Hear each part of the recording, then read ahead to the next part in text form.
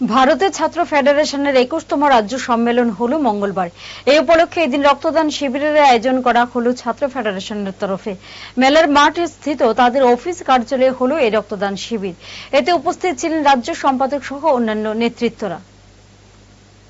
আজকে আমরা ভারতের ছাত্র ফেডারেশনের 21তম ত্রিপুরা রাজ্য সম্মেলন উপলক্ষে ছাত্র যুব ভবনে রক্তদান শিবির অনুষ্ঠিত করছি। আমাদের সংগঠন তার 21তম রাজ্য সম্মেলন আগামী 30 এবং 31 মে কৈলাসহরে অনুষ্ঠিত করবে। এই সম্মেলনের মধ্য দিয়ে আমরা আমাদের সংগঠনকে আরো ব্যক্ত করার জন্য এবং বর্তমান সময়ে শিক্ষার ক্ষেত্রে সামগ্রিকভাবে আমাদের দেশ এবং রাজ্যের রাজনৈতিক পরিস্থিতি নিয়ে আলোচনা করব।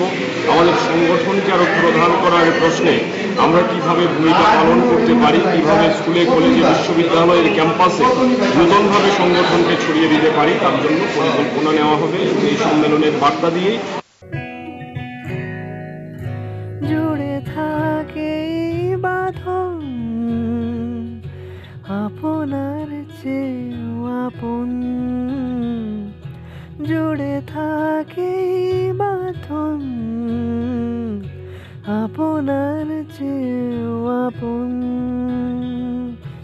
আপনার চেয়েও আপন।